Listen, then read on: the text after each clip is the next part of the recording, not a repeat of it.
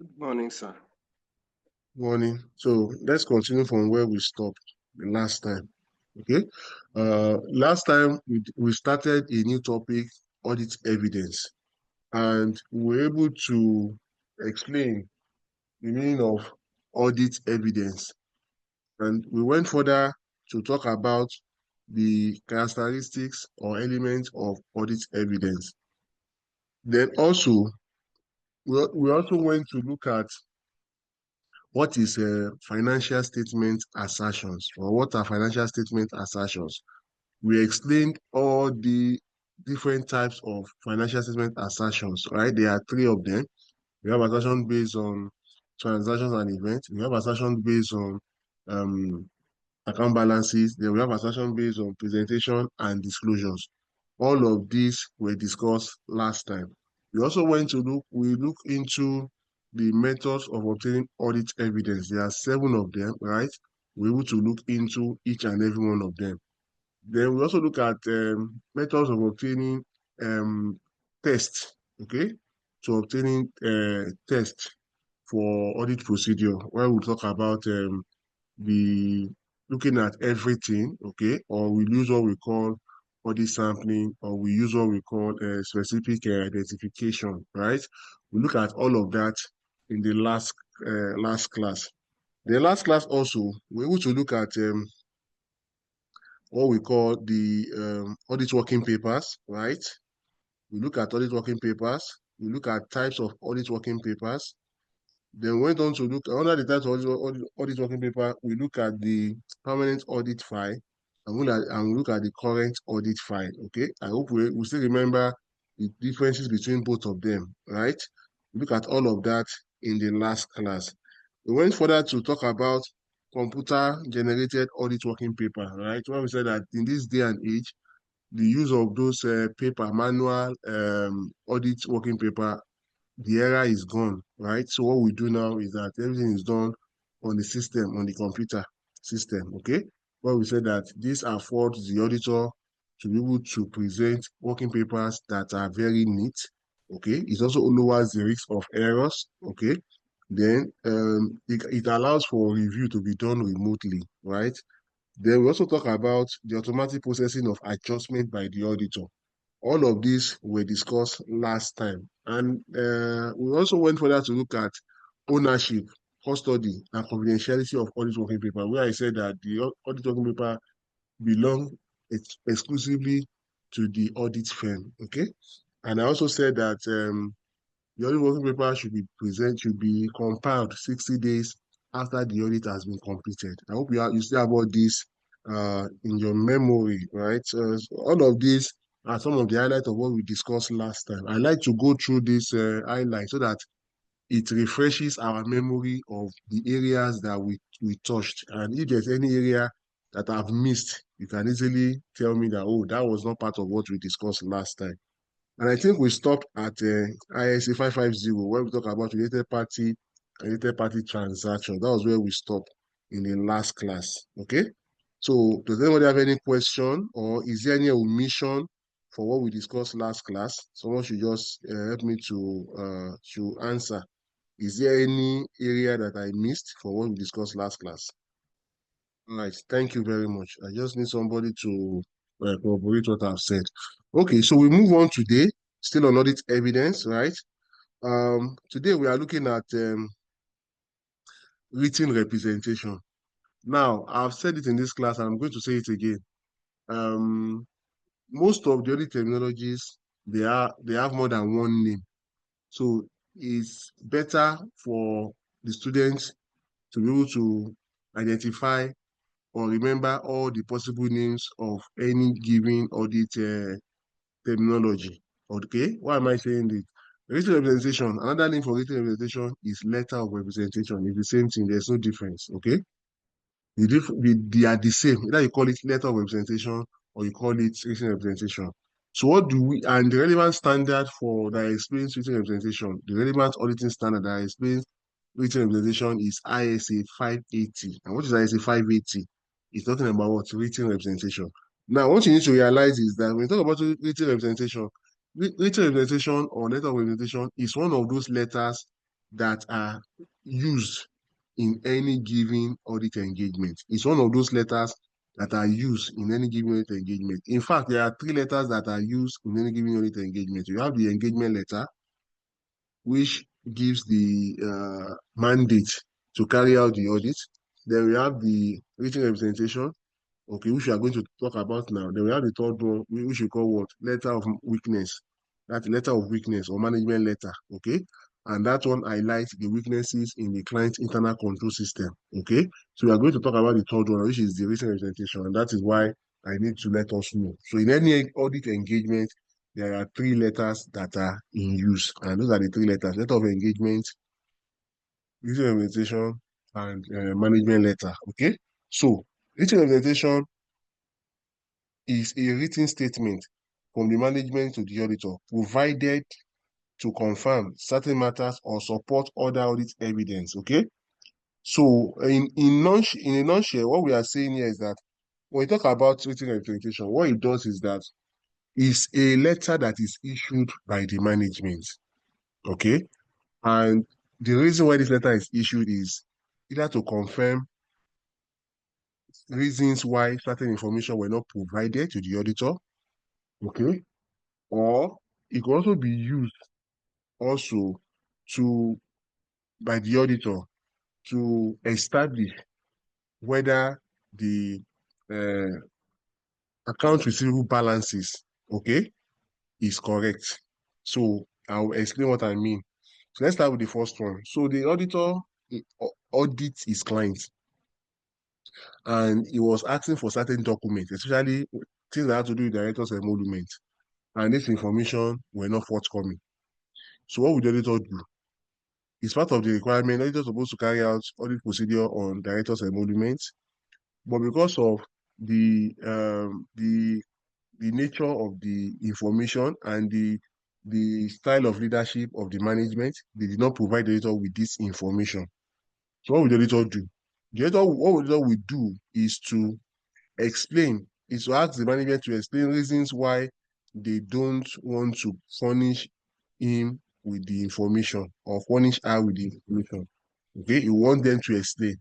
Why is he asking them to explain? In future, if there's any issue or any litigation, and see that the auditor did not carry out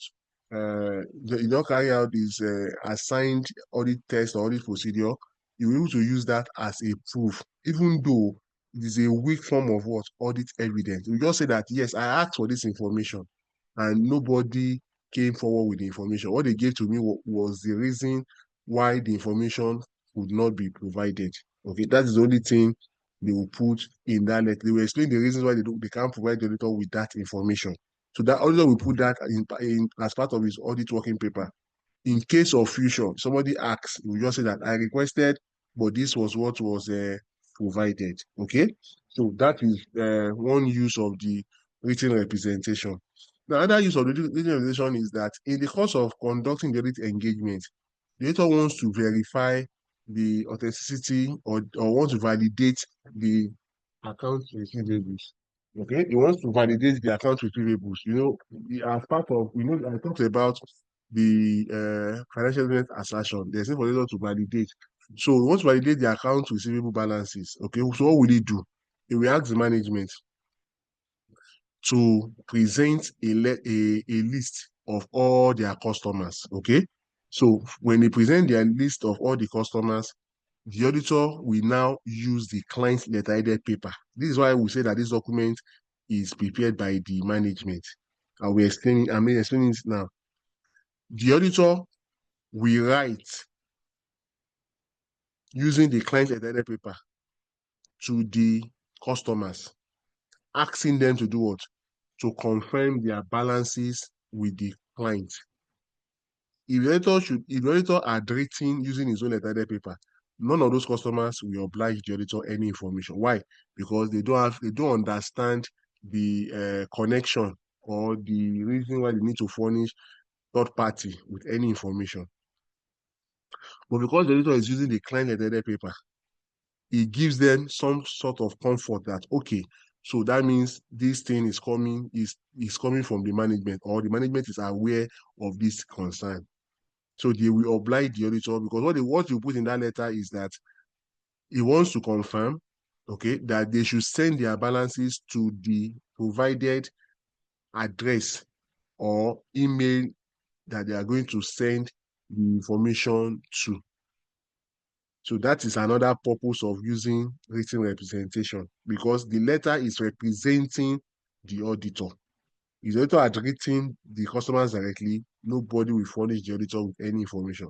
But because he's routing it through the management, we're going to provide all the information. So that process of confirming the account balances with the customers is what we call debtor secularization. Is what we call what? Debtors secularization. Is secularizing the customers to validate the balance. I told us that when we talk about audit risk, when you talk about audit, I said that one of what we call inherent risk, right? And inherent risk, one of the aspects of inherent risk is those balances, especially accounts receivables that can be falsified. They can just put that money there and say they can just put that in the financials that they have receivables. They might not have. It's the duty of the auditor to validate, okay, the existence of the account balances in the financial statement. Okay. So the written representation requires the auditor to obtain appropriate written representation from management, often referred to as management representation, in the form of a letter of representation addressed to the auditor. All right. Now, the objective of the written representation is to support other audit evidence. I said it. They are using written representation to validate the account receivable balances. Okay. Number two, it is used to fulfill auditor's responsibility with regards to the financial statements and audit. Okay. So then it supports the auditor's understanding of management intention or judgment. Okay. For example, in respect of future plans of the business or a specific matter, such as net realizable value of inventory. So what that means is that there are times where the auditor wants to know, for instance, they have some receivables that are slow moving and they don't know how to go about it and it's about to expire. What will they do? Sometimes they might decide to provide information to the auditor. The auditor has flagged it and said that the inventory is about to expire and is going to contribute loss to the organization. So how can they safeguard, how can they guide against it? Okay. So they will ask the auditor will have put in his recommendation that they need to work on ensuring that this inventory is not does not expire. Okay. And the management will now put forward a letter saying that they are aware of it and they are carrying out certain strategies to ensure that this does not happen. For instance, they might try to give a promo. Okay. I've worked in one company before. When the product is about to expire, let's say like 6 months to expiration, when we do audit, right? What they normally do, based on the recommendation of the external auditor, is that we do a promo. Rather than for everything to waste or to be going to be write off as loss, we can get some money out of it. So we do a promo that say buy one get one free. So at the cost of uh, one, you are getting two. Okay, these are the ways to reduce the exposure of the organization to losses. Okay, to losses. Then also in respect of the completeness of a specific item, for example, there are liabilities that have been provided for. However, although such written organization provide necessary audit evidence that do not provide sufficient appropriate evidence on its own. I said that the written organization is a weak form of audit evidence. It cannot stand on its own. What it does is to support or complement other audit evidence. Okay, that is the essence of the written organization. It cannot stand on its own. It support or complement other audit evidence. Okay, so we need to know that. So, if a risk organization is contradicted by other audit evidence, the auditor should consider whether his risk assessment of that area is still appropriate. There are times where the information furnished in the letter of representation will contradict the original audit evidence obtained. Okay, so what he needs to do is to revalidate or reassess his risk.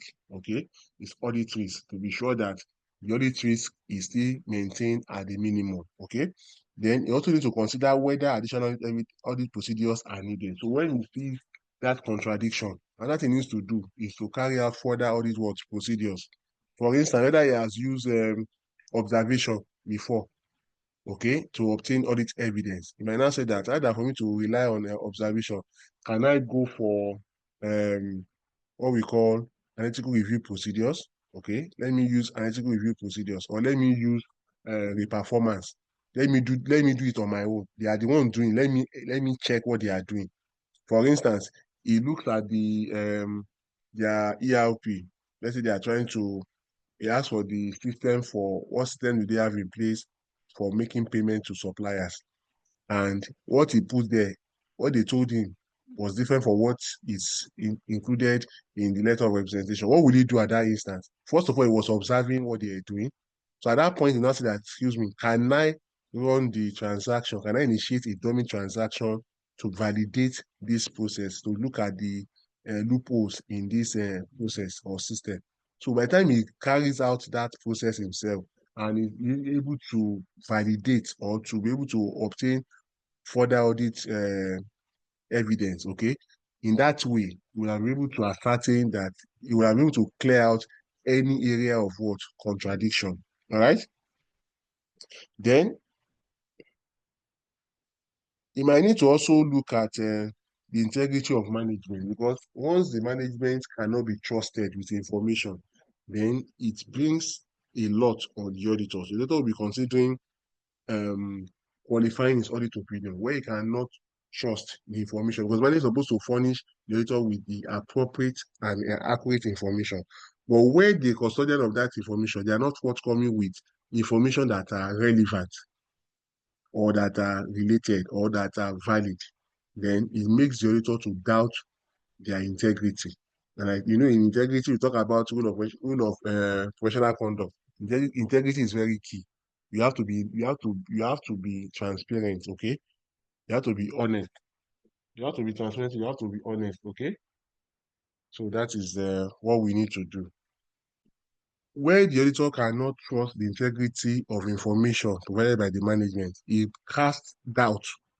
So the auditor will not have we have two options. One, to consider qualifying his audit opinion, and ultimately, and that's ultimately, when I say ultimately, it means that if there is no other way around, no alternative way to resolving it, you need to back out, you need to resign from the appointment, and that will be later. If he has explored all available options and none of these options is giving headway, okay, you will need to resign his appointment. But that will be the ultimate decision. It's not the first decision the auditor will take. That will be the final decision the auditor can take. Okay. So it is management responsibility to provide the auditor with the written representation. All right. So the auditor is also required by that auditing standard to obtain certain other written representation from management. Okay. In these representations, management acknowledges it has fulfilled its responsibility for the preparation of fair presentation of the financial statement in accordance with the applicable financial reporting framework. It has provided the auditor all the relevant information. All transactions have been recorded and so what I'm just reading out, I'm just telling you, is just to buttress or to validate what I've said about this written representation in the when we started. Okay, so what are the content of the written representation? So the written representation is usually drafted by the auditor. I said that auditor usually draft it. Why is it that the auditor normally draft the written representation? To have to avoid waste of time. If the auditor allows the management to draft the written representation, there will be too much or too many back and forth. And when there are too many back and forth, it will be stalling.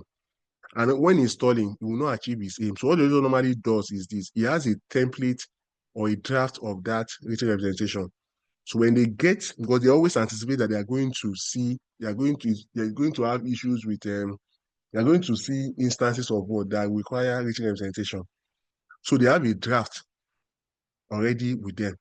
So when they get to the client's environment and they see that this is what they can see, that is, there is this issue of that can bring about or result in written representation, what will they do? They will just request from the client, the client headed paper, okay? Draft, draft it, present to the management, go through it together. Once they are comfortable, the management will sign off. Okay, like the issue of the confirming the account receivable balances now. The management will not be able to write it because it's going to take time. So later we write it, give it to them to look through it. If they are fine with it, they will sign off.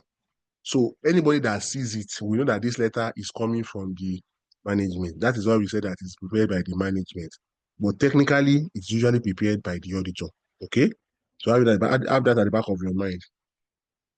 So it's addressed to the auditor, okay? Dated as near as practicable, but not later than the date of the auditor's report. So like I said, is the letter that is used during the audit, not after the audit. It's why you are doing the audit, you are going to make use of letter of representation or written representation.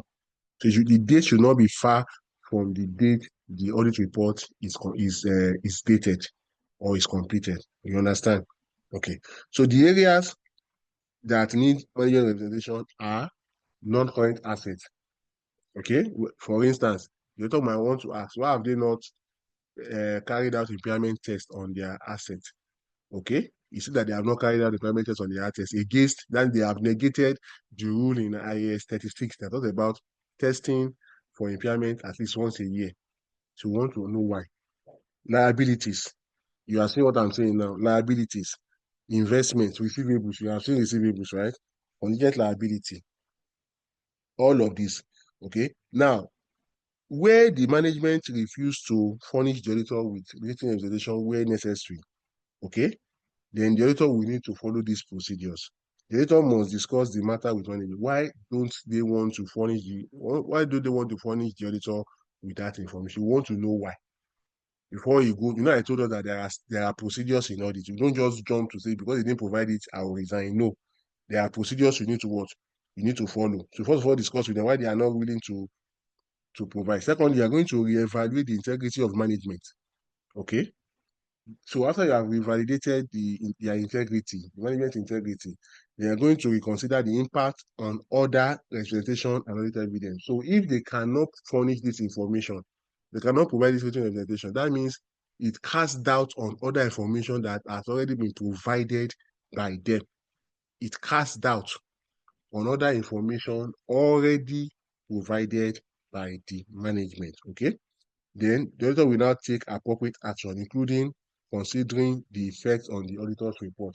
The effect of the auditor's report is that the auditor will qualify his audit report. We are still going to discuss audit report, okay? After this one, we are going to the next chapter, which is auditor's report. We are going to look at what we mean by qualification of auditor's report, okay? What are the reasons for qualification of auditor's report? We're going to look at that, all right? So then lastly, we now be to resign from the appointment. And remember, if he's to resign from the appointment, remember what we discussed in chapter 2, resignation of an auditor. He needs to include a statement of what circumstances, reason why he's resigning. He has to put it there. It could be as a result of what he has lost in confidence or integrity in the management. That could be a reason why he's resigning. Okay, so that is that about written representation. Any question? Any comment? Any observation? Any question? Comment? Observation?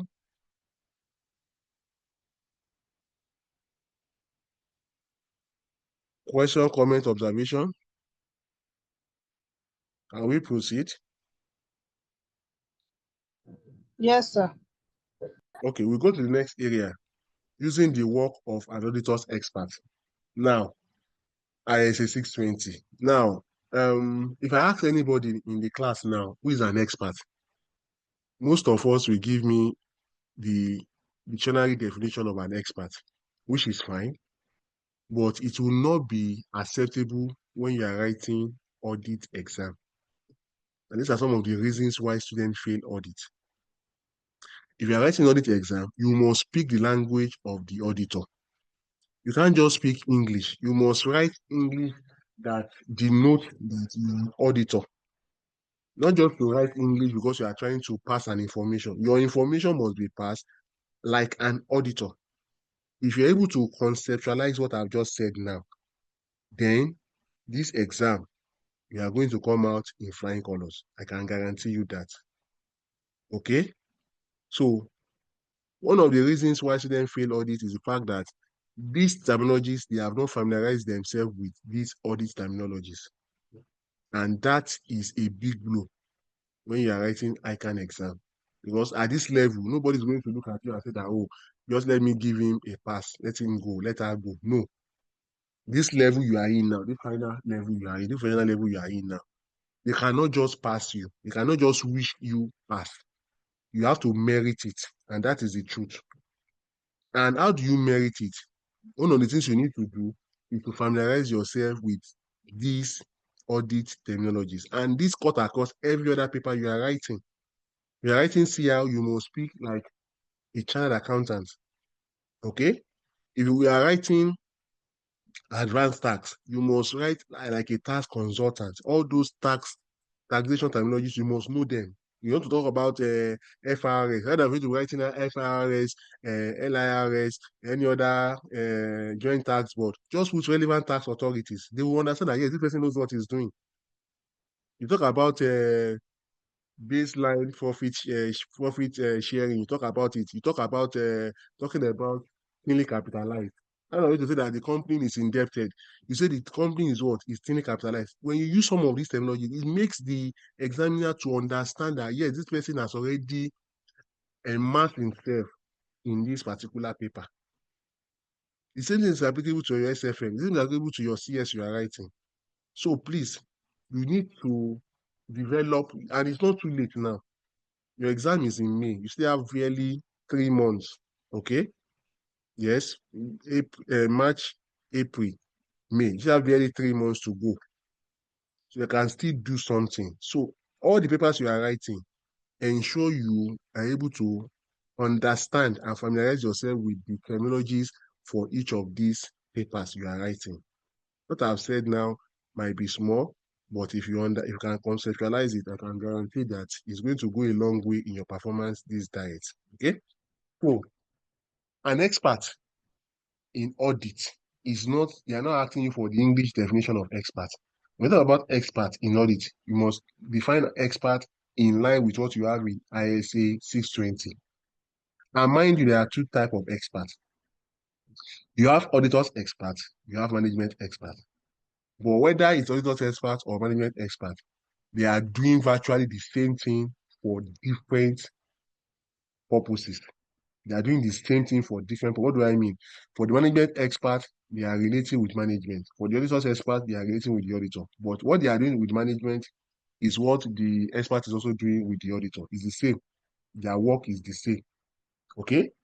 So now, who is an expert? According to ISA 620, an expert is someone or an organization that possesses skills, knowledge, and experience in fields other than accounting or auditing. So what that implies is that anybody that has competence in other areas outside accounting and audit is an expert. Okay? Well, so examples of experts. One, solicitors or lawyers, they are experts. Architects, they are experts. Engineers, they are experts. IT consultants, they are experts. Risk management consultant is an expert. Valuers, they are experts. Actuaries, they are experts. Gemnologists, they are experts. And many more. All these have given us our what we call them experts. Anybody that has special skills in areas outside accounting and audit, they are regarded as what? Experts. Okay. So here we are looking at the auditor's expert. Now, when the auditor wants to utilize the service of an expert, at what point does he decide on it? He decides on it at the planning stage. Remember when we look at audit planning, I talked about the use of an expert. You must have thought about it before you start your audit. Not that when you start, when you are starting, you not say, oh, I think I need an expert. No, that will be poor planning. As you're developing your audit strategy, you are conceptualizing whether you're going to use the services of an expert. Okay. So you start talking about using an expert at the planning stage. It must be included in your audit strategy and as well as in your what? In your audit plan. All right. So you use the expert in the following areas. For instance, when you have areas that are warrant legal opinions, especially when you talk about contingent liabilities that requires legal opinions, you might need an expert because auditors are not lawyers. All those legal terms, okay, the auditor might not be able to conceptualize it. So we need to speak with a lawyer, and they will be able to break down those legal terminologies to the auditor. Then you use the expert also in areas where you're talking about specialized valuation, such as property or pension liability. Pension liability here means the contributory pension. Okay? Contributory pension. You understand? Go back to IAS 26. Okay? That talks about contributory pension. Okay? So, and to pension you are talking about here, you are talking about the one that is being organized by that has been put together by organization. You know, there's organizations that provide that give gratuity to their staff once they have attained a specified number of years in the organization. Okay, they give them what some gratuity. So, and they put that money they set the money aside. So, what they need to do is that at every point in time, either every year, they are going to do what? They are going to value this money. It's called fund accounting. They are going to value this money to see that and when they are valuing this money, they are going to bring in specialists, okay, to be able to be sure that they have put that money in a safe investment or in safe investment so that it will be yielding returns until when the staff will be due to collect that money. Okay. Then you also use experts in analyzing complex or unusual tax compliance issues. For instance, there are issues with the organization. Okay. They have issues with relevant tax authorities. The auditor might not be able to provide expert knowledge in that area. So we need the service of what? A tax consultant. Okay. To be able to assist and assist the client to be able to wriggle his way out of the issues it has with the relevant tax authorities. Hope you are getting me. Okay. Now,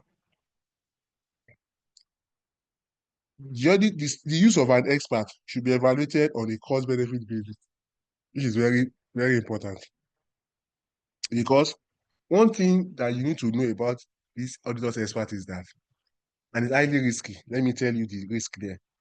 Once the auditor engages the expert, right, it takes full responsibility for the expert. I take it again. Once the auditor has decided to engage the service of an expert, auditor's expert, it takes full responsibility for the expert. He cannot say, sorry, I was not the one that gave the report. It's the expert I recruited. No, it takes full responsibility for the work of the auditor's expert. All right. So he needs to be intentional about selecting the auditor's expert. In another way, they're not going to give the expert a different fee. His fees or our fees will be included in the auditor's fee. They will have added it together in the auditor's fee. So when the auditor is done, the auditor will be the one to settle the expert and not the client. All right. So the auditor pays the expert. All right. When deciding whether audit needs to use an expert to assist in obtaining sufficient appropriate evidence, the auditor should consider. So in selecting the auditor's expert, that's why I said that you have to be intentional. One, you need to look at the nature, significance, and complexity of the matter. You need to know that that person can understand complex situations. Two, you need to look at the risk of material misstatement. You need to look at the risk of what? Material misstatement. Three, later we need to look at the availability of alternative sources of audit evidence. The availability of what? Alternative sources of evidence, because that expert will provide further audit evidence or additional audit evidence. Okay. So in assessing, that's why that when the auditor wants to select the expert, he should not choose his friend. But if he chooses his friend, he might not achieve the needed audit objective. So he must use somebody that he sees that meets the following criteria. Okay. One, the auditor will do what? Shall obtain an understanding of the auditor's field of expertise. You are selecting a lawyer. The auditor must be able to understand that the lawyer is going to engage. He's not going to engage somebody that just graduated from the law school, which you normally refer to as baby lawyers. No. You rather seek advice from a senior advocate of Nigeria, a ICAN, because of their depth of what? Experience or wealth of experience. It will agree terms of engagement with the expert, including scope, objective, expert report, and confidentiality requirements. So that one is self-explanatory, right? So you are using somebody that he must be able to give you a scope of what he wants to do. And you also must understand the scope, what he intends to achieve. The report, you must be able to break it down. You must understand the terminologies used by the expert. Because in the course of doing your work, you will have been able to gain knowledge of some of those terms. You will have explained them to you. So you are the one that is going to break it down. So the expert will not present any reports to the management. I hope you understand. The expert will present the report to the auditor. The auditor is going to present whatever reports to the client. All right. They must be sure that the information is safe with the what? With the expert. The auditor will need to evaluate the adequacy of the expert's work, including the relevance, completeness, accuracy of source data, and reasonableness of expert conclusion. The expert conclusion is talking about the expert opinion. Okay. So, like I said, the auditor has no responsibility for the audit opinion issued and is not reduced. This does not reduce in any way by his use of an expert. That is, his audit opinion is based on the information he obtained from the expert. Okay.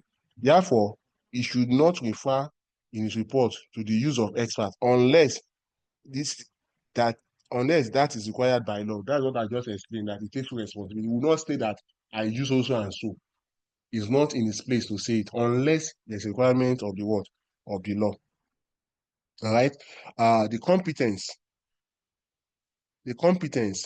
capabilities, and objectivity of the expert may be assessed in one or more of the following ways. So, how will the auditor be able to know? You know, I said that in selecting the auditor's expert, he has to be intentional. How will he know?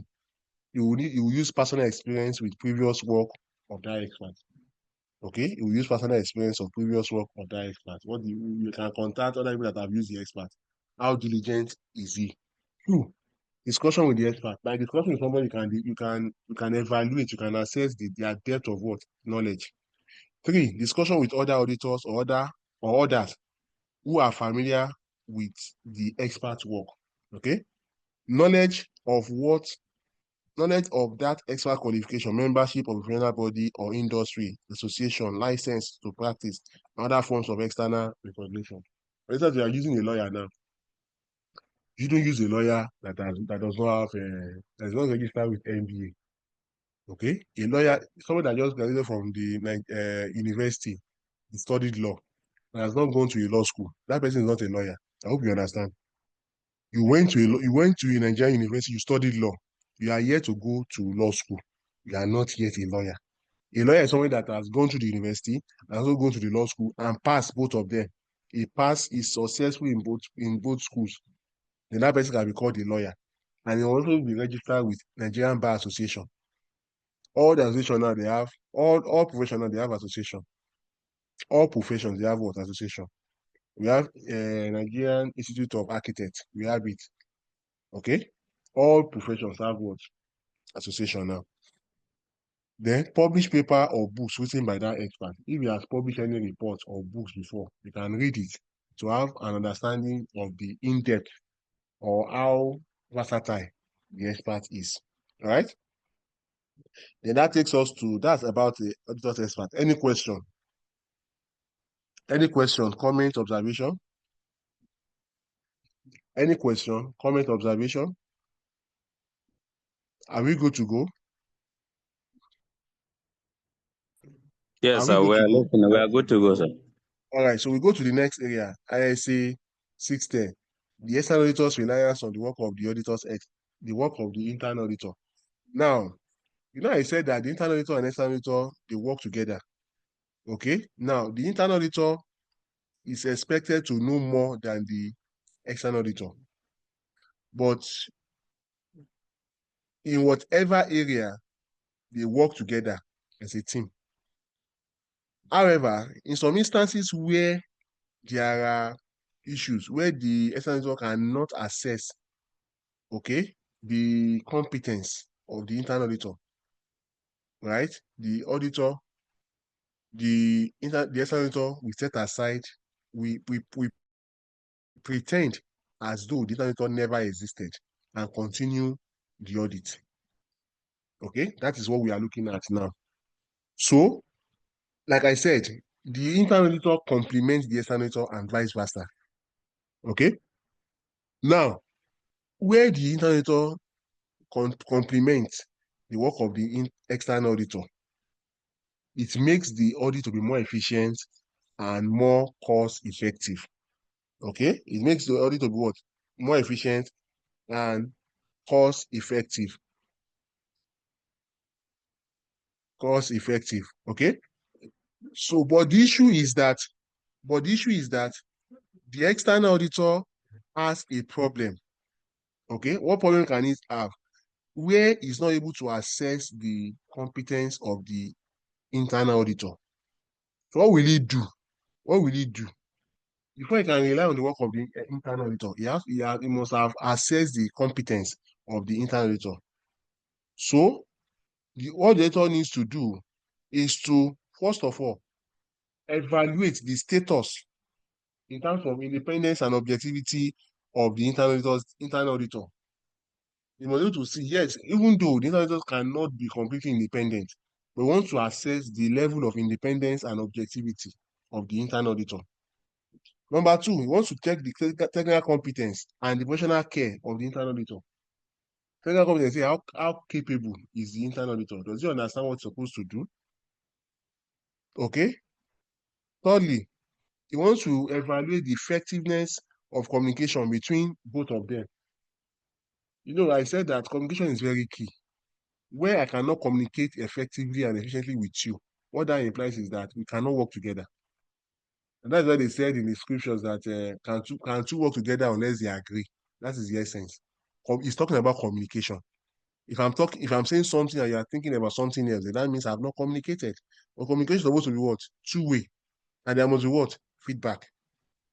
The nature and scope of specific work performed by the internal auditor. So we look at the auditor's report, where the internal auditors make recommendation like 10, and none of those recommendations have been implemented. It shows that the internal auditor is not effective. They also need to look at the degree of subjectivity involved in the evaluation of evidence gathered by internal auditor. That is how subjective, because the information obtained should be what? Should be objective. But if it's more of subjectivity, then it means that the internal auditor has been what? It's just existing like a paper tiger or like a toothless bulldog. Okay. So before using the work of the internal auditor, the auditor is required to evaluate whether the work was performed by the internal auditor with adequate technical training and proficiency. That one I've explained it. That the work is properly supervised, reviewed, and documented. Okay. The internal auditor should also evaluate the adequacy of audit evidence obtained by the internal auditor. They also look at the audit opinion, which by the internal auditor's opinion on in the auditor's report. Then where there are exceptions or unusual matters, the external auditor would like to see how the internal auditor was able to resolve it. Okay. Then the external auditor will also examine items already examined by the internal auditor to see. You know, I said that audit is what is scientific. So if the internal auditor is able to see something, the internal auditor should also supposed to see it from the same perspective. But when you see it from a different perspective that does not align with what's supposed to be best practice, then it becomes a bigger issue. Okay? Then the senator will observe the procedures performed by the internal audit. And I said it's scientific. You follow the same procedure, you arrive at the same objective or the same result. If you follow a different procedure, you arrive at a different procedure. You arrive at a different result. Okay? So The external auditor evaluation of the internal audit function and its work should be fully documented in the external auditor's audit working paper. You understand what I'm saying? So that is so we go to the next area. Any question on the reliance on the work of the internal auditor by the external auditor? Any question? Any comment? Any observation? Are we good?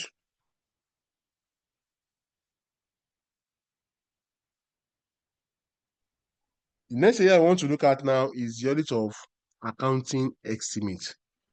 Remember your IS 8 talks about accounting estimate and prior year adjustment. Okay.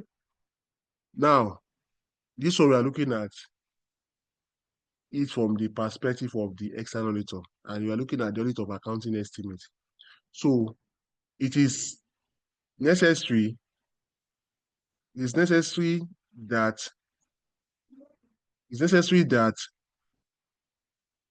the auditor understands the accounting estimate, because in every financial statement there always be estimate.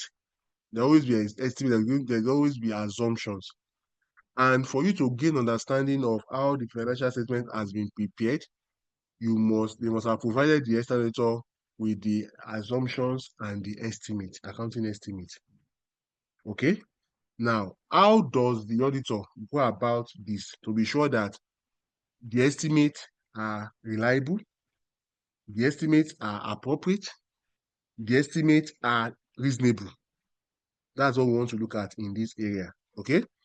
So ISA 540 discusses the audit of accounting estimate, and it defines an audit estimate as an approximation of a monetary amount in the absence of a precise means of measurement.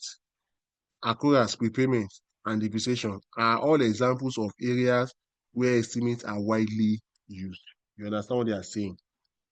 So when you want to make accruals, or you want to make provision or for prepayment, or you want to provide depreciation, most times you use estimate. And those estimates must be fully disclosed, and they must be easily understood by the auditor. And they must be what? Reasonable. All right? So, ISA 540 requires auditor to obtain sufficient appropriate audit evidence as to whether accounting estimates are disclosed, recognized in financial statement, and they are what? They are reasonable. You also need to ensure that the audit evidence from the accounting estimate are what? Disclosures are what? Are adequate. You must say that those disclosures are what? Are adequate. Apart from it being reasonable here, it means that it must be realistic. It must be what? Realistic.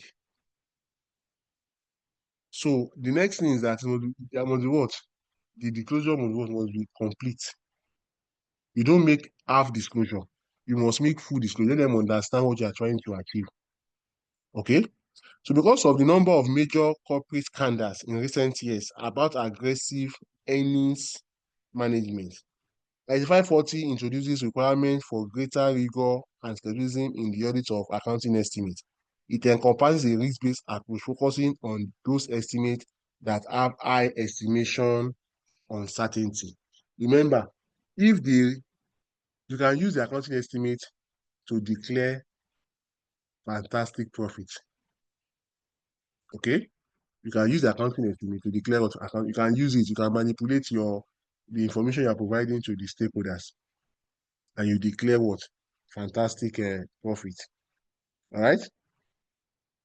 So ISA 540 gives the following example of accounting estimate: allowance for doubtful accounts, inventory obsolescence, warranty obligation. What do you mean allowance for doubtful payment amount? For instance, they can decide to say that instead of them to write off the bad or outstanding account receivable, what would they do? They are going to pretend, or they are going to make estimate that say that, oh, this outstanding is still probable. We can still get this money. Okay? We can still get it. Remember some years back, about 3 or 4 years ago, CBN slammed the major banks. Okay, what did he do to them? All the banks have bad loans that are gone bad, and they kept them in their books. Yet they are declaring fantastic profit. What did CBN do? CBN directed that, issue a circular, and directed that these bad loans should be what? Should be written off.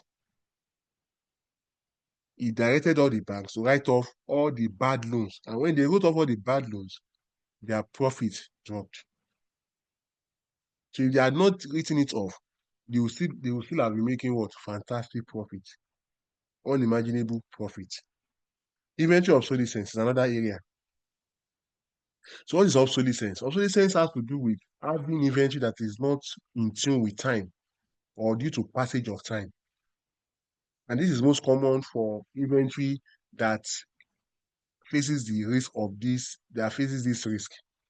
For instance, if you are working in an organization where they are dealing with what? Motor vehicles, automobile, like all those automobile manufacturing like Kia. Okay, Kia. Which other one do we have in Nigeria? Dangote, Deepan, Dangote, Pojo, Automobile. Okay.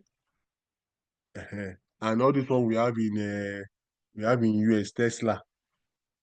All these cars you are seeing, they are every 6 months, a new version of a car is manufactured.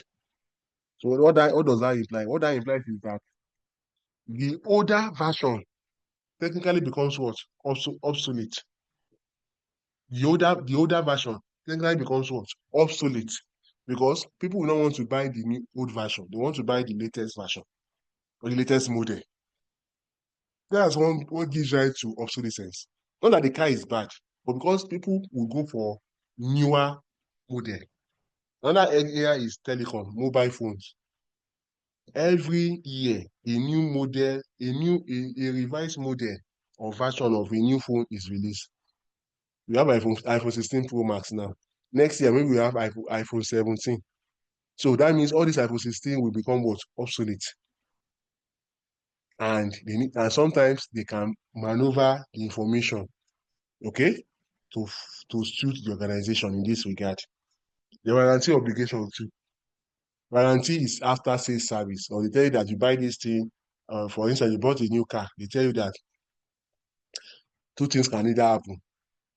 Either you use the car for 100 kilometers, or you use the car for 100 kilometers, or you use the car for 4 years. Whichever one comes earlier, that's when you can enjoy certain privileges, okay, with the car company or with the car manufacturer.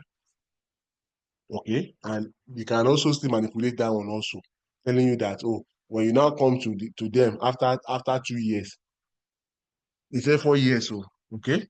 After 2 years, now came to the manufacturer that the car is not working as supposed to use, and it has not gotten to 100 kilometers. They can still maneuver, they can still tell you something else in a way that they will be able to convince you, and they will be, rather than them to part with money, you will want to part with money. Another instance is for motor, or is for telephone. You buy a phone, they tell you that if there are issues, you should not tamper with it. Because you have tampered with it, even though you didn't do much, you return to the manufacturer or where you bought it, they will charge you. Okay, all these are some of the things we mean by what estimate. We also have depreciation method or asset useful life. That one is another area. You're supposed to be using straight line method for your asset. You said you prefer to use sum of digits method. Either method you use, either division method that you use, has its pros and cons. Okay. Another area is costs arising from litigation settlements and judgment. We talk about contingent liability in this instance. Provision against carrying amount of an investment where there are uncertainty regarding its what? Recoverability. Outcome of long-term contract, share-based payment, property or equipment held for disposal. What does that mean? Now, if you go to IFRS 5, that talks about property held for sale, right? You see that when you have once you have categorized an asset held for sale, The standard is that you cannot write back that asset that you want to still use it. You understand? And these are some of the areas where the management, they will put back that asset into use. And these are some of the things that will warrant. So the auditor wants to understand what are the rationale behind the estimates that you now classify an asset as what? Held for sale for discontinued operations. Okay? Assets or liabilities acquired in a business combination, including goodwill and intangible assets. Okay? These are some of the examples. All right. So the audit procedure for evaluating the accounting estimate is what we want to look at now. And when you talk about audit procedure, please, if there are many, you must be able to list them in that order. If you can only remember a few, remember the earlier one. Let's say there are like 7. You can only remember 3 that are consistent. You write those 3. Don't go and write procedure number 1, and write procedure number 3, and come back to write procedure number 2. The examiner will mark the student down. So when you talk about audit procedure, it must be sequentially arranged. That's how you are looking at it now. So in trying to evaluate the reasonableness of accounting estimates, these are the audit procedure that must be performed. 1, requirement for the applicable financial reporting framework in respect of accounting estimates, including related disclosure. So you need to look at that one first of all. Okay? Does the organization meet up with IAS 8? 2, how management identify transactions or events that will result in an accounting estimate being recognized or disclosed in financial statements. How they recognize it, which ones, for instance, how come you use this depreciation method? How come you classify this one as a contingent liability or a contingent asset? Okay. The nature of the estimate. In the case of a liability, this involves obtaining an understanding of the obligation for which an estimate is needed. Example, provision of cost of warranties or guarantees, determine the terms. Okay, I've explained what you mean by warranty. It's just the explanation you're trying to put there. The auditor should also review the procedures used by management to make their estimate, including the method used for estimating the useful life of a non-current asset. That's the one I just explained on the depreciation. All right. Relevant controls, the use of experts or the underlying assumptions. Most times when you make estimates, you rely on what? Assumptions. The auditor will need to take a look at those assumptions and see if they are what? They are reasonable. All right. Any question? Comment? Observation? So it's still part of estimate, right? Because sometimes you make estimates when you don't have the extra figures or the actual amount. You make use of what? Estimate. So you're looking at auditing of fair value measurement. Okay, fair value measurement means value of assets or items that you obtain from a market. Okay. So issues relating to audit of fair value measurement are similar to those for the audit of accounting estimates, as both of them are covered in the same auditing standard. Okay. So the auditor needs to recognize the risks of what? The audit risk of what? Fair value measurement. That is, some of the values they obtain from using fair value method. There might be some misstatements or errors in it. Okay. So first of all, the audit risk, we talk about audit. Audit risk is made up of what? 3: inherent risk, control risk, and detection. So we are going to analyze this in this order now. Inherent risk. Many fair value measurements are largely subjective and imprecise, and there is unavoidable inherent risk in their measurement. Example, liability to pension fund company, claims liability. So what they are saying here is that talk about inherent risk, means that by the nature of that measurement, it is prone to what? Manipulation. For instance, you want to provide for insurance for your assets. Okay, you want to pay insurance for your assets. What do you do? Some organization, what they do is to what? Is to adjust, okay, the values of the assets to the current market reality. For instance, you bought a car, Toyota Corolla, second hand in 2008. Or let me 20, you bought it in 2024 now. You bought it in 2020. As at that time, Toyota 2008, maybe they sell it for 4,500. That's 4,500,000. That's what I'm trying to say. Okay. Now, that same car, now costs above 10 million naira. And you know that your insurance premium is based on the cost of your asset. So you're going to keep the asset at 4.5 million, or you are going to adjust it to reflect the 10 million. Do you understand what I'm saying? Because you put it at 4.5 million. Should there be a stolen case of that car, okay, or the car is damaged, what the insurance will give you is the value of that car, which is 4.5 naira. Can 4.5 million naira buy that same 2008 Toyota Corolla? The answer is no in this present time. Do you understand? So all this rationale behind this fair value adjustment is what they are talking about there. Okay. Control risk. There are some risks in the entity system may fail to prevent or detect valuation errors. Controls over valuation processes are usually very weak.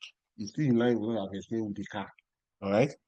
Detection risk. The auditor should try to minimize detection risk. For the auditor may lack the knowledge and expertise to verify fair value measurements. The auditor may have to rely on the work of the external expert, thereby increasing the risk that errors in fair value will not be discovered. So imagine you give the valuation of the company's assets to an expert, to a valuer to do. The auditor does not have the expertise. That's why they gave it to the expert to do. And it presents a valuation report. If the auditor does not understand how the rationale behind how he went about the value he put in the auditor's report or in the valuation report, that means that he doesn't even know, and that increases the risk of what? Him not knowing. So it creates more risk, it creates more exposure to the auditor, because first of all, he does not have the competence.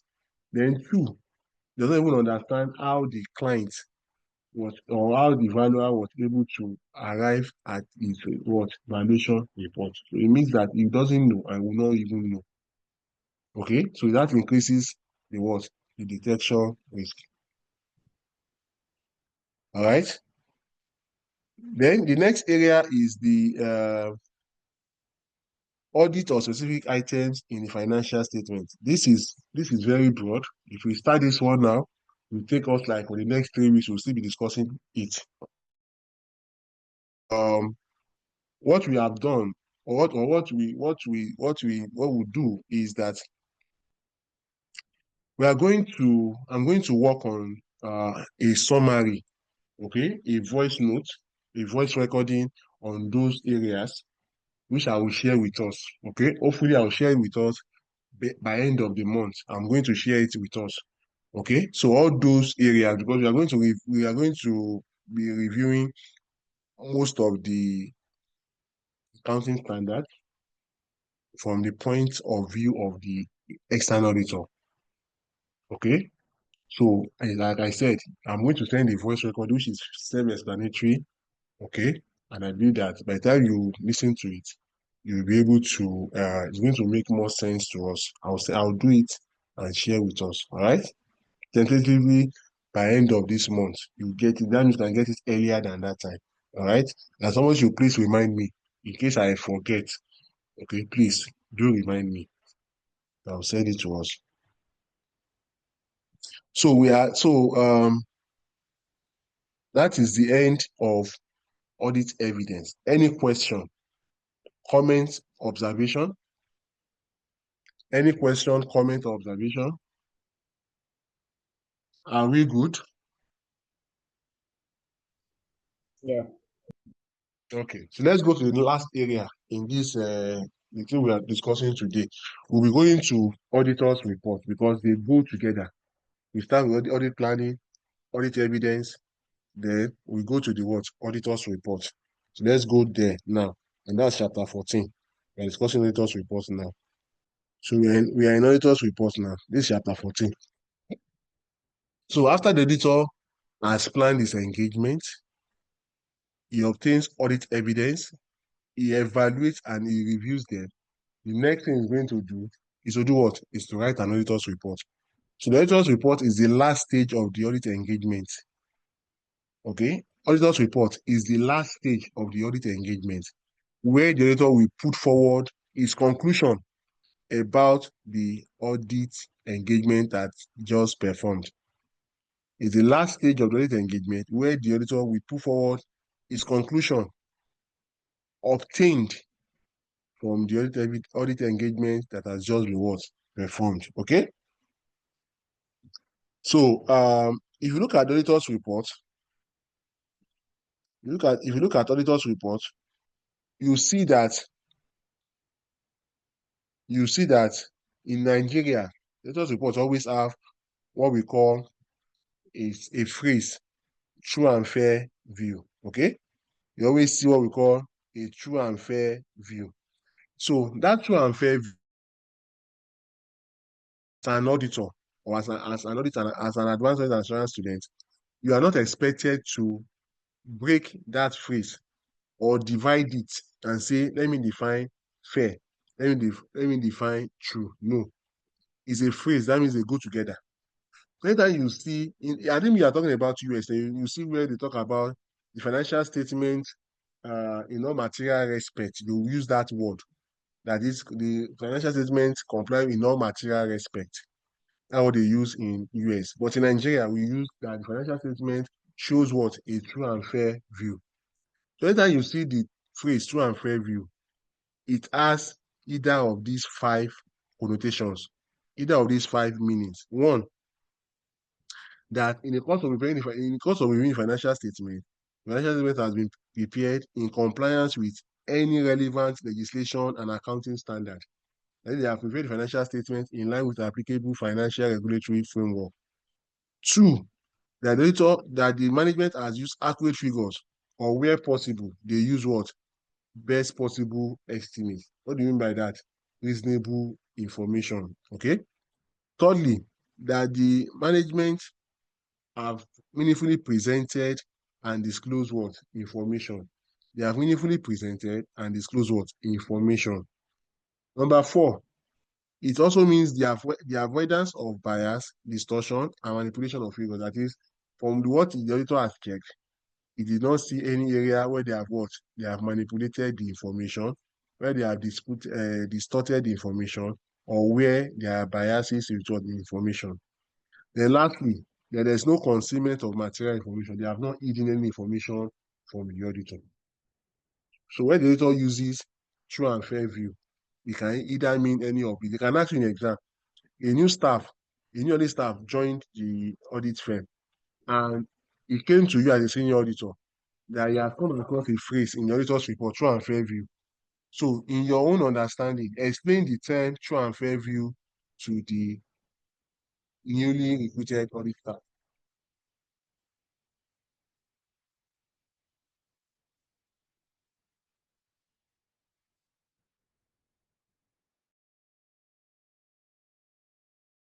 To the newly recruited what? Audit staff. So, what do you do in that instance? So, you are going to explain just what I just did now.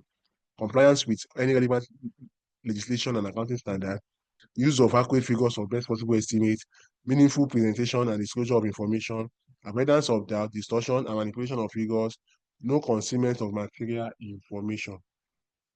That's what you are going to put down, and that is all. You have answered it. That could be a 15-mark question in the ICAN exam. I hope you understand. We will go to the next one. Types of auditors report. Basically, there are two types of auditors reports.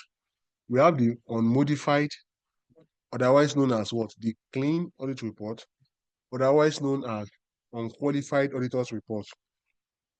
So what does that mean? When you say the auditor's report is unmodified, clean, or unqualified, what it means is that there are no reservations found or detected by the auditor in the course of what? Examining the financial statement. The auditor has no reservations about the examination of the presented financial statement.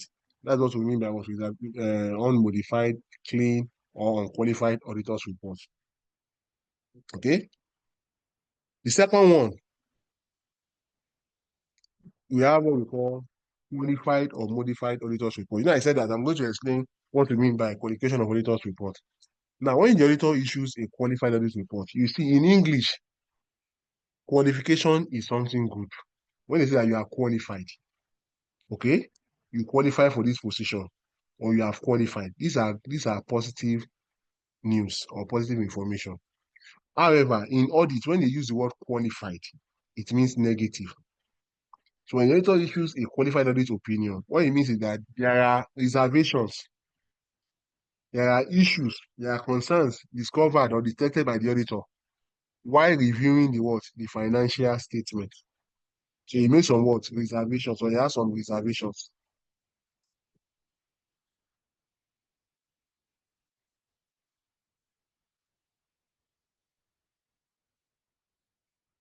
Yeah, he has some reservations while reviewing or examining the financial statement. That's why he's able to give a qualified auditor's report. Okay? So why the auditor is trying to reach his audit opinion, okay, he has to evaluate whether he has obtained sufficient and appropriate audit evidence as to whether the financial statements are free from material misstatements. The auditor needs to also ensure, when trying to reach his opinion, that uncorrected misstatements are material individually or in aggregate. And also, in reaching the auditor's opinion, the auditor must examine that the financial statement gives a true and fair view.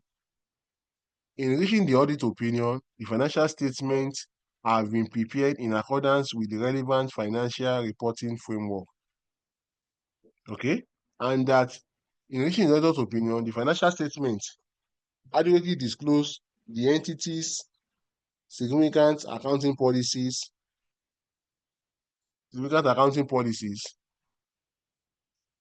In reaching his audit opinion, also, the significant accounting policies are appropriate and consistent with relevant financial reporting framework.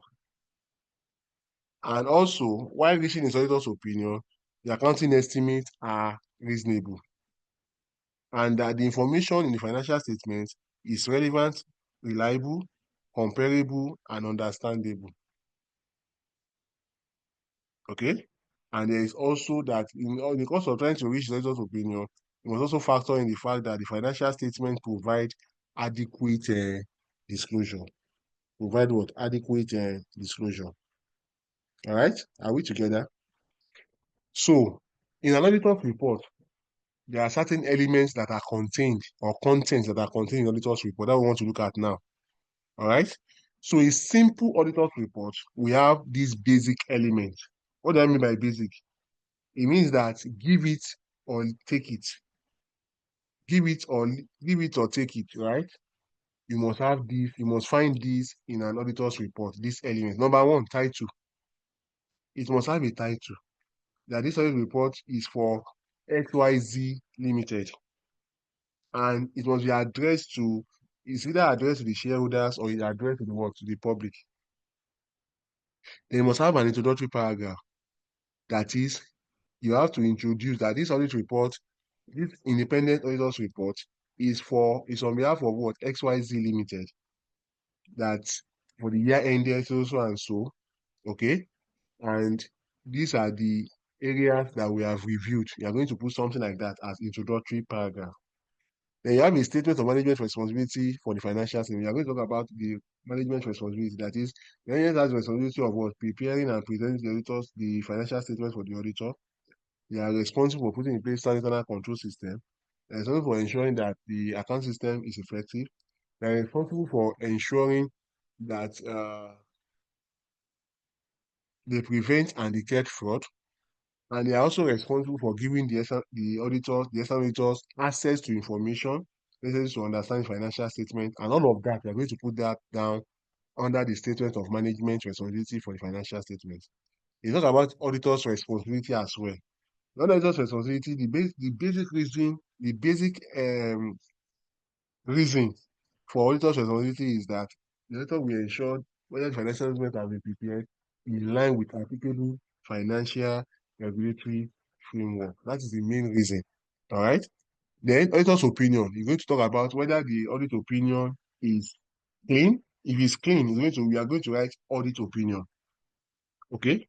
If it's modified or qualified, you're going to write basis for qualified audit opinion. You understand? Then other reporting responsibilities where possible. What that means is that if the auditor has done other things, for instance, if you look at the annual accounts and report, there are other information that are contained therein. For instance, you have the chairman's statement, you have the report of the directors, you have PSR. All of these must be reviewed by the auditor. Where the auditor has reviewed any of this information, it's going to account for his review under this caption, other reporting responsibilities. Okay. And after that, you have the auditor's signature.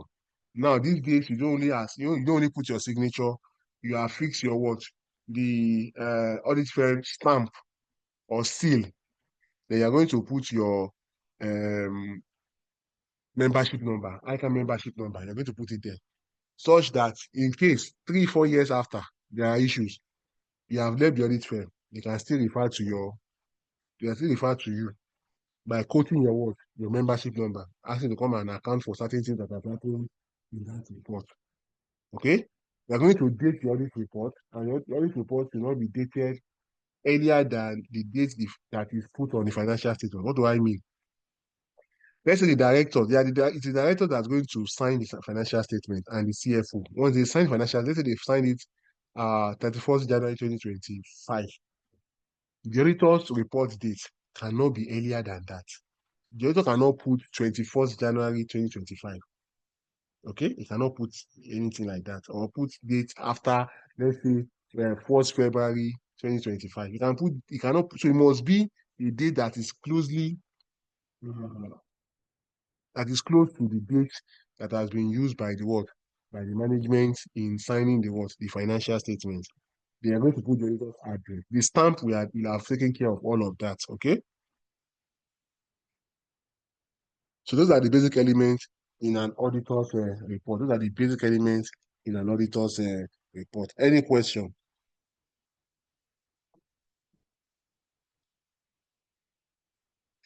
Any comments? Any observation? So there are instances also where you have some unaudited supplementary information presented in the audited financial statement. Okay.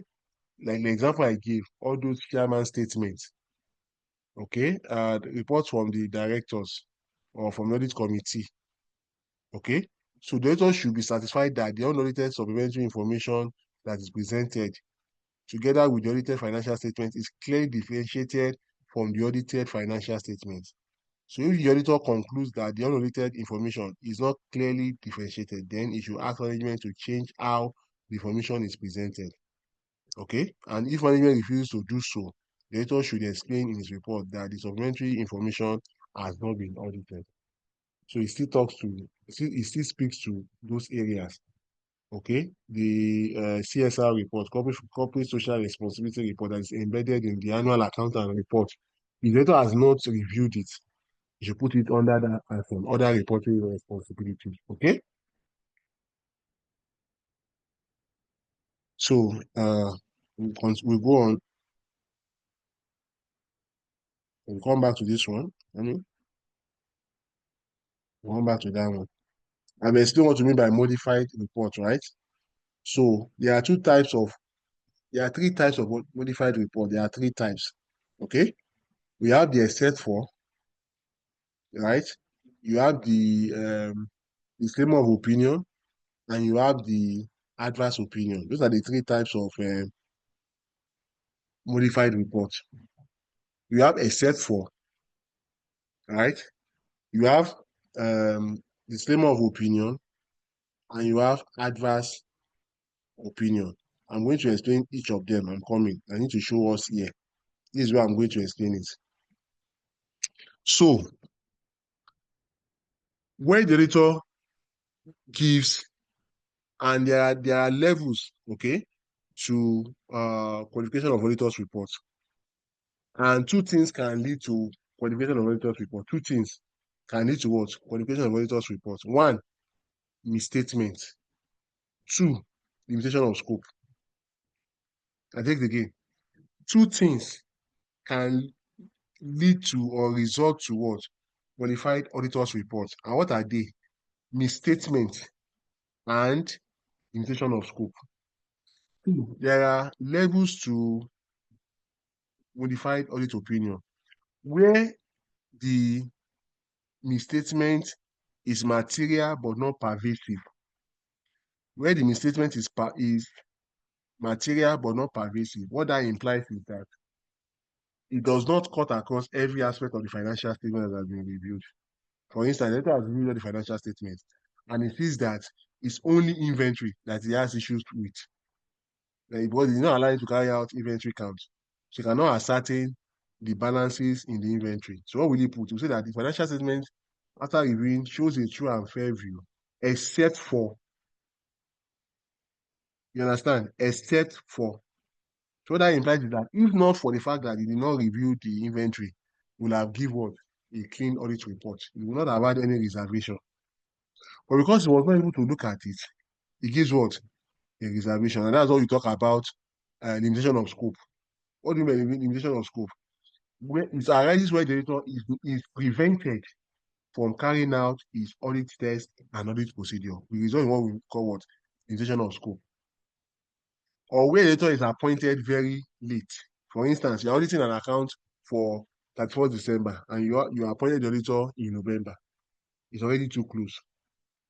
You're supposed to have appointed the auditor around June or even as early as February or March or January. Okay? You understand? So that is what we mean by that. I hope you are getting it. That's another reason that comes under limitation of scope. All right. Then another area that can lead to material but not pervasive is under misstatement. Material misstatement is where the accounting policies have been misapplied. For instance, you recognize revenue where the money has not been earned. You recognize that was revenue under IFRS 15. You recognize it where the money has not been earned. And he said that that standard says that before you can recognize revenue, the money must have been earned. That means you must have carried out those five performance obligations. When you have not done it, you cannot recognize revenue. But instead, you recognize revenue. That will lead to material mistakes. That means you have increased your revenue. You declared a misleading information on your what revenue. Okay. Another thing that can lead to material mistakes where there are no where information are not fully disclosed. You didn't disclose fully how you can completed your depreciation. You not give any estimate, accounting estimate. You not provide it, but yes, you use estimate. But that information was not provided. That could lead to what?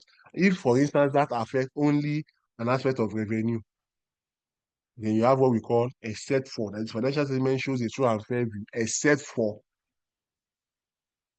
But in cases where you have material and pervasive, it means that it cut across every aspect of the financial statement.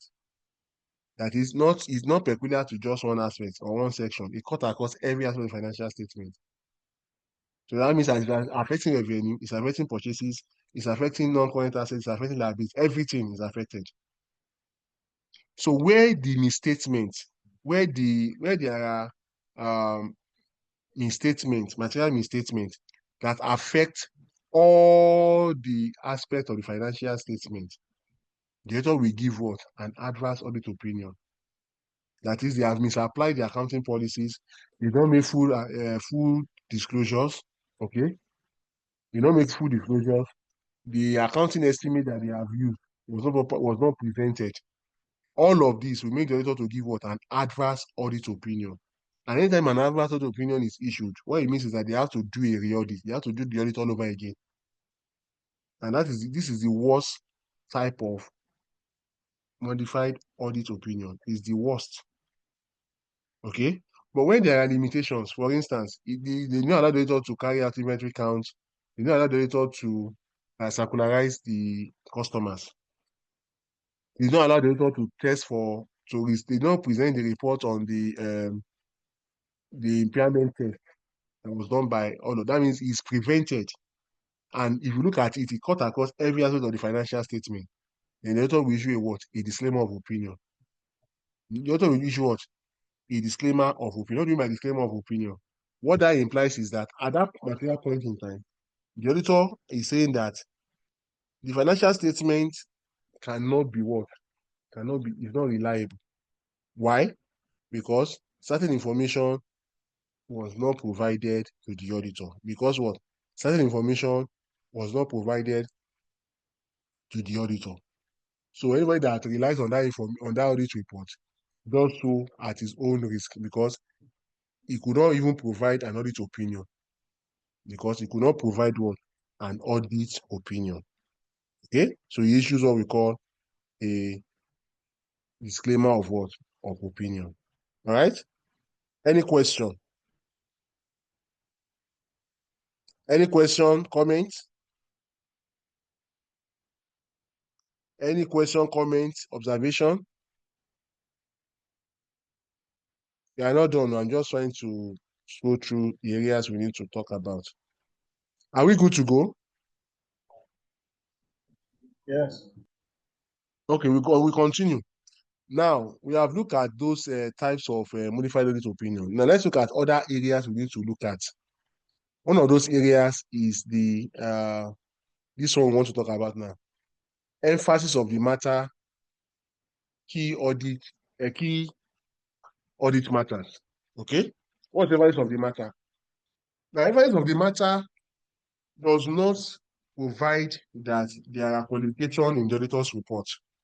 Okay? Rather, what it presents is that the auditor is trying to highlight areas that need to be what? To be disclosed as part of notes to the account. So the auditor is focusing on these areas.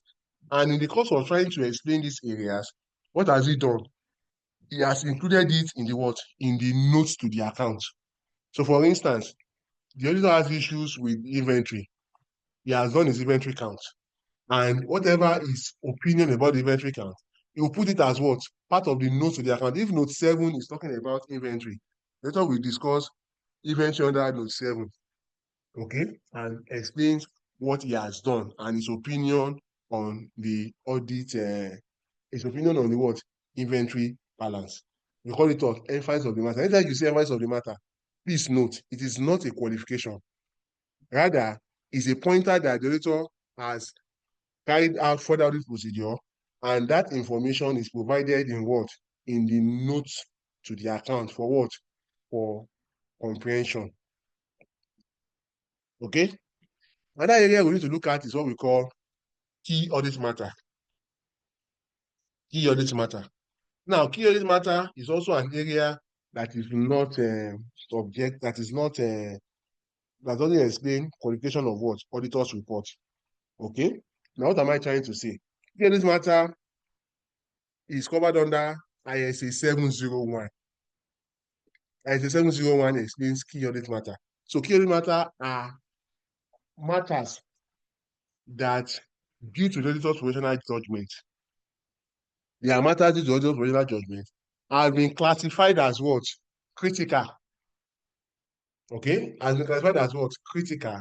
And the auditor has ensured that these areas are areas that are peculiar to the period under audit, or the year under audit, or the year being audited. Do you understand? So key audit matter in IAS1 is what I've just explained. Did you get it? Is that cleared? If it's not cleared, I will use another example to explain it. Okay? Hello, sir. Please use another Yes, I'm example. with you. Use example to go. Don't Hello, worry. hello, sir. I'm with you. Okay, this key audit matter. Yes. When you were mentioning, you were listing elements of an audit report. I used to Yes. see it in elements of audit report, but I didn't see it in your own. Is it part of Element it of audit or report. not? Element of audit report. Yes. Okay. Now remember what you know. If you Yes. remember what Is I key said, audit matter part of it? the answer is yes or no. Remember, I said something. I said when I talk about the element of audit report, I said I look at what the basic elements. I think you remember I used that word. Basic elements. What does that basic element mean? That means in every audit report, you must have what? These ones, the ones that I explained, you always find them there.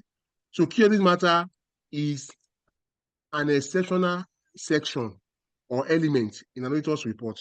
It might be there, might not be there. Do you understand what I'm saying? Am I clear, sir? It's okay, sir. Let Yes, sir. me explain again what I mean by key audit matter. Key audit matter are matter that in the auditor's professional judgment of some such importance that requires specific mention in the auditor's report. That's what we mean by key audit matter. So what it means is that, let me explain it in another perspective. So the auditor is looking at the report, or it's auditing the financial statement. And he sees that he looks at, for instance, contingent liability and asks management, how did you arrive at this contingent liability? The manager will now explain. And you know, contingent liability has to do with a provision that has been made against unforeseen circumstances, right? So the auditor will now look at it and say, okay. And the reason is that in our organization, there is a manufacturing concern. One of our workers, in the course of operating one of our heavy duty machine, accidentally lost his hand, one of his hands or limbs. So because of that, we treated him. We took him to the hospital, and later, because he could not work again, he could not continue working with us. So we paid him off. But he insisted an action against the organization that he was not fairly compensated. So the matter went to the court. And as a responsible organization, we have set aside certain amount that in case the case does not go our own way, in case we lose the case, we have put this money aside. And if at the end of the day we win the case, we can route the money back into the what? Into the company's coffers. So you have this liability. That is an example of what? A key audit matter. And remember, that incident must have happened in the year being audited. So if it happens prior year, last year, it's not form part of it. For you to be qualified as a key audit matter, it must happen in the year of audit. That year you are auditing. That's an example. So what will the auditor do in that instance? The auditor will now consult his own expert. See the case I have at hand. This is a contingent liability. These are the facts I got from the management expert. The auditor's expert will now corroborate it. So after corroborating it, that is confirming it, what will he do? He's going to put it as part of his audit report. That this is what he has been able to what? To authenticate that information. And that the way the matter has been addressed in the financial statement, it is appropriate. That's an example of what? Key audit matter. So it's not in every audit, it is not in every audit report that you have key audit matter. It is an exceptional item. What you normally see is, if any, if you have it. But most times it doesn't come. Okay? It's an exceptional item or section in the auditor's report. Another example I can also use is this. Look at 2018, when Access Bank and Diamond Bank came together. Okay? As at 2017, these two banks, Access Bank and Diamond Bank, they were operating independently, right? And in 2018, they came together. When they came together, people would like to know what were the procedures that were carried out to ensure that the customers' data, customers' balances that they brought together, they migrated, were not distorted. For instance, when I was in 2018, let's say I have an account in Access Bank, I have 10,000 naira there. In 2018, when they merge, my 10,000 should remain 10,000. It should not go to, it should not increase to 100,000. It should not reduce to 1,000. It must be what 10,000. So all the stakeholders would like to know what role the auditor do to confirm that data integrity during what? During migration. So if you look at, go and check that report, go and check the audited account for Access Diamond when they, after they came together, you see there, you have what we call key audit matter, where they are going to explain what the auditor did to validate the process of what? Consolidation of the two banks. So when you see key audit matter, it does not mean that they qualified the auditor's report.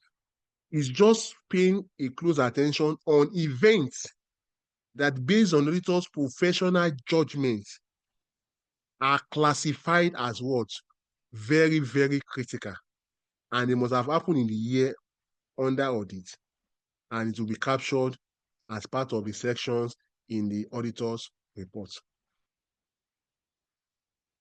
Is that clear? Hello, class.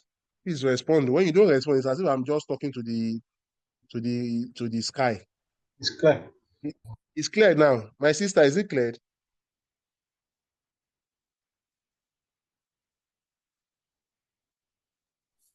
Yes, Madam, sir. that is clear, David.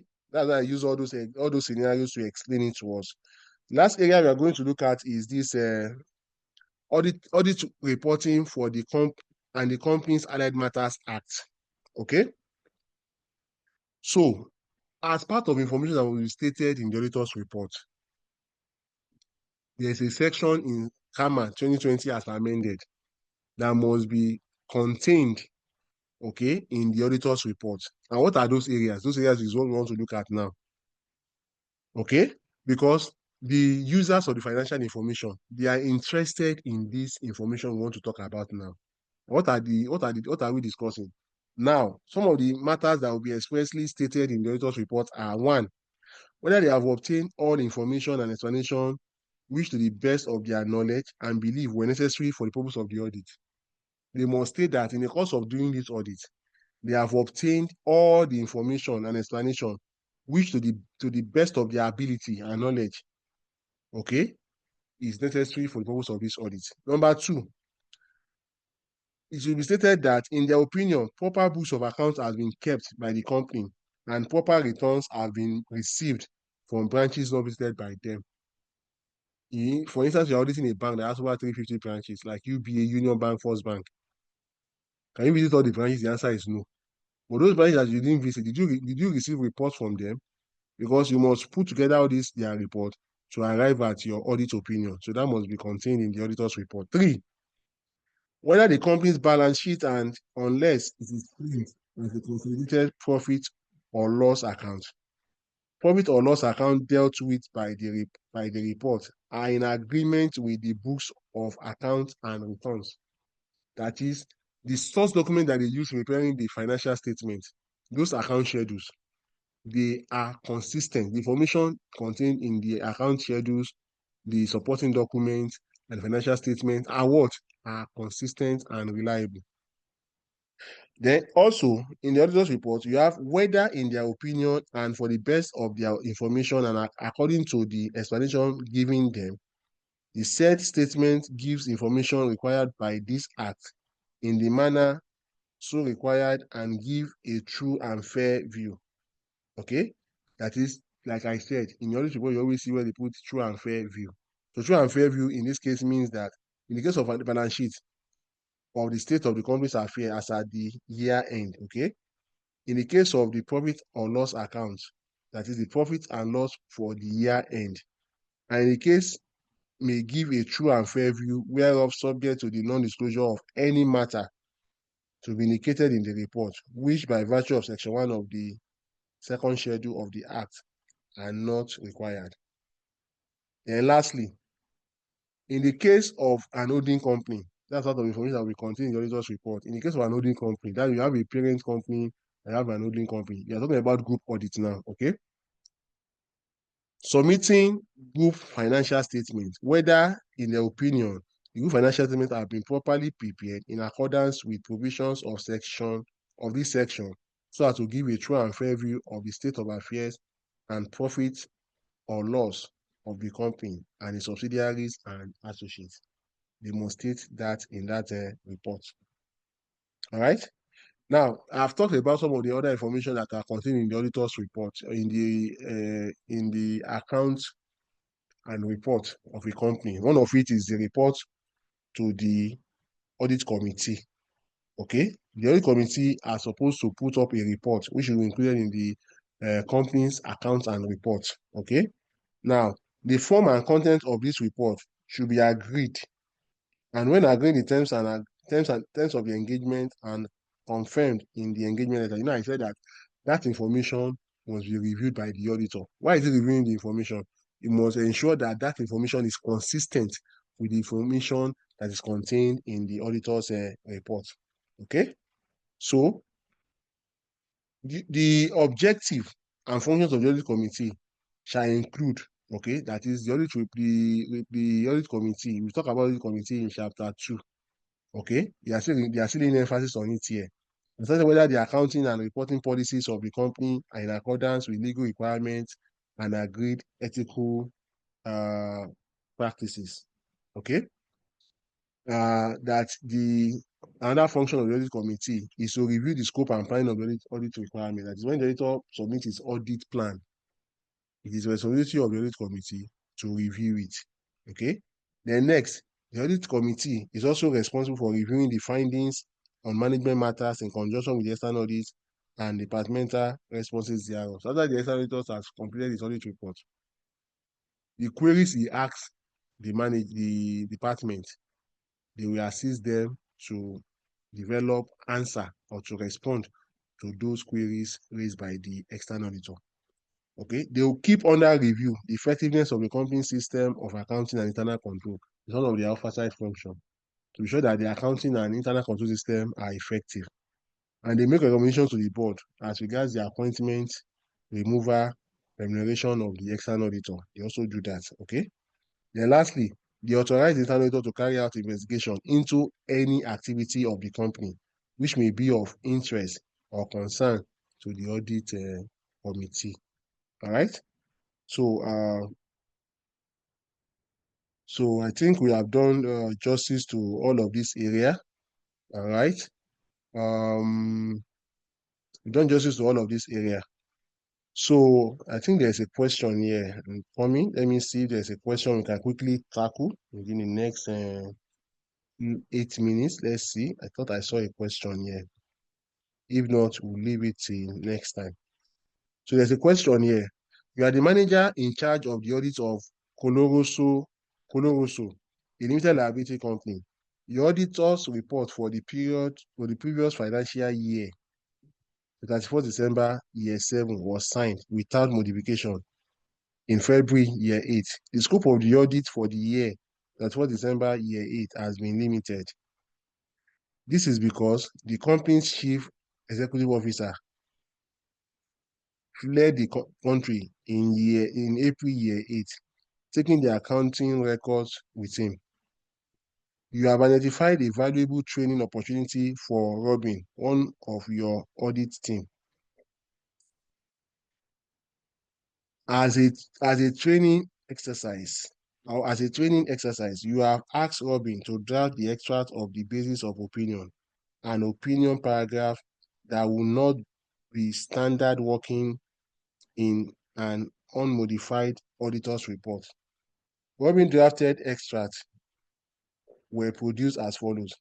This is audit opinion.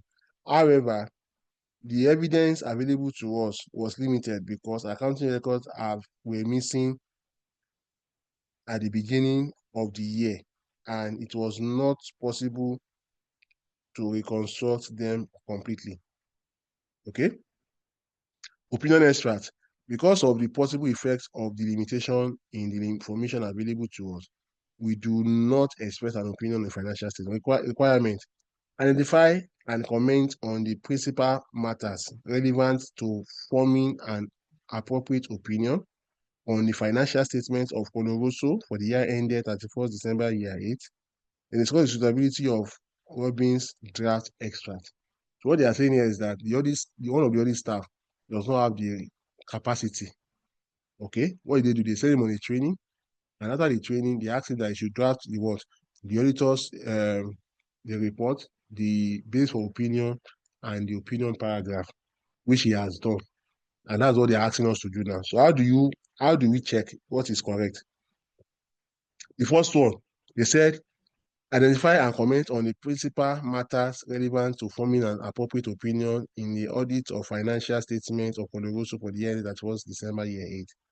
To answer this requirement, you need to identify the principal matters relevant to forming an audit opinion. Okay? What do you need to do? You need to identify matters. You need to identify whether Robin report indicate that Robin has identified and considered these matters. He didn't state it in that is extract. Then 2, you need to reach a conclusion about whether Robin's report is suitable. Okay? This may involve setting out what would have been suitable if Robin's report is not suitable. You need to identify the lapses in the auditor's report. Then, so the following matters are relevant in forming an appropriate audit opinion. 1, the accounting records for the opening 3 to 4 months of the year are missing. You need to state that. Secondly, the accounting records are missing because the former CEO absconded with them. There must be some reason why he took the accounting records. Fraud is a probable reason. 3, the audit opinion for the previous financial year was unmodified. This would imply that the opening balances for the current year and comparative figures for the previous year are correct. However, the matters may not be the case. Then the next thing you need to look at is if there is a possibility of fraud. This would raise doubt about the correctness of the audit report for the previous year. Okay, we are looking at the integrity of the management. Okay, there may have been some fraud last year that were undetected. Okay, then lastly, there's an inability to obtain sufficient appropriate audit evidence. There's a limitation of scope on the year that is being audited. Those are the relevant information to forming an appropriate audit opinion that must be present. The second part, conclusion on audit, conclusion about Robin's draft. Robin is correct to modify the opinion on the grounds of limitation of scope. However, the draft should make reference to the exact nature of the problem, possible fraud. Take account of a possible modification in relation to the appropriate figures for the previous financial year. Then you must take account of the fact that the problem may be limited to the statement of comprehensive income. So what they have said here, this is a typical exam question, okay? You can see this kind of question. So you should not just, when you are writing your answer, you must ensure that the way you present your answer goes a long way in enabling the examiner to award you your mark or not to award any mark. If you look at this example that we just look at now, you will see that somebody else is answering this question and we go and say, no, the Robin's report is bad. Yes, Robin's report is bad. You will not give any reason. The examiner will not hesitate to just cross and say that this person does not know what he's doing or what she's doing.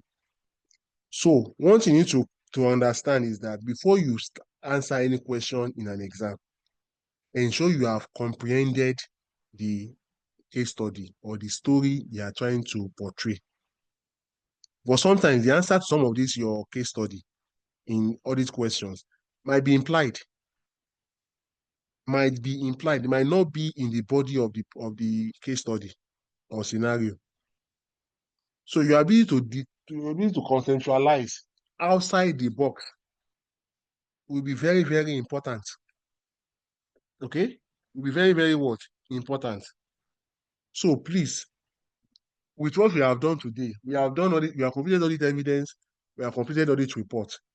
The next we are looking at now, we are looking at the assurance services, then the last chapter, which is the one that has to do with the IT environment. We are going to consider that. But please, the right time for you to start preparing for your exam is now. Pick up your past questions and start solving them now. You still have ample time. Do not wait till the critical time when it's just like a day to go or a week to go. That time might not be suitable, might not be favorable to you. Draw up your timetable now. Work with that time and ensure that you meet up with all what needed to be done. Okay? So, does anybody have any question, comment, observation? Question, comment, observation? No, sir. So we are all fine, right? Yes. Yes. All right. So in the absence of any question, comment, or observation, the class is hereby adjourned. Okay? I need to explain something to us. When we started this class, both facilitators, myself and the other facilitator, we agreed on the time. She should be taking Saturday, I will be taking Sunday. Now that she said she has just one topic for to lecture or to complete. I don't have any issue with it. My own concern is that I just believe that you have been able to comprehend what she has done so far. I would have utilized that Saturday, but before we agree on the timetable, we had a discussion, and she chose Saturday, and I've already allotted my own engagement along that time. So for now, I might not be able to utilize the Saturday for your lecture. However, if there is going to be, because of the time, the shortage of time, right? The time is fast, your exam is fast approaching, and I want you to finish on time so that you can also concentrate on other areas. But some of us are not writing only advanced audit and assurance. If there is any time that I'm free or I'm available on Saturdays between now and let's say March ending or April ending, I will utilize that Saturday and Sunday with us. So pardon me that for some of us you still have time now. Why can't you use Saturday? That is the reason why I can't use Saturday, because I have other commitments. So I made my commitment when we agreed on the timing for this lecture. So that was the reason. You can see today now, we've been able to complete our audit evidence, and we have also completed audit reports. So you are left with assurance services, the chapter 15 and 16. I think that's all we need to do that concerns me now. Okay? So please, I will appreciate you understand my own situation. Okay? So like I said, the area we have left now is assurance services, current issues, and application of information technology. Okay? So thank you so much. So we are going to meet next Sunday by the grace of God. And anytime in between that period, between March and April, okay, if there's any time, I will inform us earlier so that we can utilize Saturday. I know Sunday is not convenient for most of us because it's just a requirement. You just need to do it, okay, to feel all righteousness. So if there's going to be any change in time, or if any day I'm going to utilize Saturday, I'll let you know. All right? So enjoy the rest of the week. Thank you so much. Thank you, Goodbye. sir.